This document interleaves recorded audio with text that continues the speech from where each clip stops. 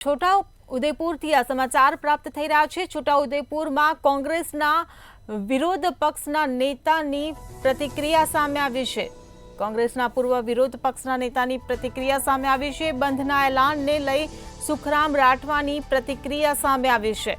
તો બંધના એલાનનો મેસેજ ગામડાઓ સુધી પહોંચ્યો નથી તેવું સુખરામ રાઠવાએ નિવેદન આપ્યું છે। કાર્યકરો જાગૃત હતા ત્યાં મેસેજ પહોંચ્યો। આ સાથે જ સુખરામ રાઠવાએ જણાવ્યું છે સુપ્રીમ કોર્ટના ચુકાદાનો બંને સમાજને અસર પડશે।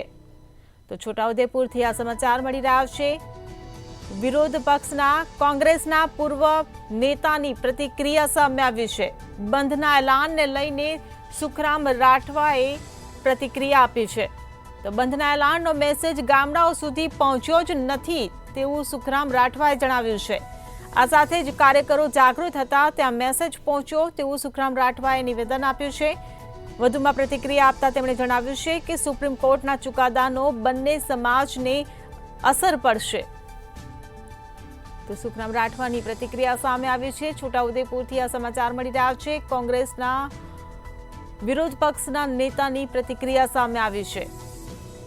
તો બંધના એલાનને લઈને સુખરામ રાઠવાની આ પ્રતિક્રિયા સામે આવી છે। તો બંધના એલાનનો મેસેજ ગામડાઓ સુધી પહોંચ્યો નથી તેવું સુખરામ રાઠવાએ નિવેદન આપ્યું છે। આ સાથે જ કાર્યકરો જાગૃત હતા ત્યાં મેસેજ પહોંચ્યો છે। જ્યાં કાર્યકરો જાગૃત નથી ત્યાં મેસેજ પહોંચ્યો જ નથી તે પ્રકારનું સુખરામ રાઠવાનું નિવેદન સામે આવ્યું છે।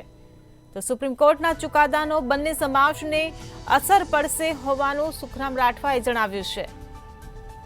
તો સુખરામ રાઠવાની આ પ્રતિક્રિયા સામે આવી છે। છોટાઉદેપુરથી આ સમાચાર મળી રહ્યા છે। બંધના એલાનનો મેસેજ ગામડાઓ સુધી પહોંચી નથી શક્યો તે પ્રકારનું નિવેદન સુખરામ રાઠવાએ આપ્યું છે। અને કર્યા પછી એનો મેસેજ ગામડા સુધી પહોંચાડવા માટે પૂરો પહોંચી શક્યો નહીં એમ કહી શકાય। જ્યાં જ્યાં કાર્યકરો જાગૃત હતા ત્યાં અથવા તો વોટ્સએપમાંથી જેણે જોઈ અને જેણે તૈયારી કરી એવી વિસ્તારમાં આ દુકાનો બંધ રાખી છે। ઘણી બધી જગ્યાએ દુકાનો ખુલ્લી છે। રાજકીય પ્રભાવ જ્યાં પડતો હોય ત્યાં એનો બંધનો અસર પડતી હોય છે। અમે એના માટે જે મારે પ્રયત્ન કરવા જોઈએ મેં પોતે કરી શક્યો નથી। મારે સામાજિક પ્રસંગ મારા મામા એક્સપાયર થઈ ગયા હતા એટલે પરમ દિવસથી જ એની પાછળ પડ્યો છું। અમારી આદિવાસી રીત રિવાજ પ્રમાણે એની કામગીરીમાં આજે 12મું છે, આવતીકાલે 13મું છે। ગઈકાલે અમે ચાણોદ ગયા હતા એટલે સવિશેષ ધ્યાન હું નથી આપી શક્યો।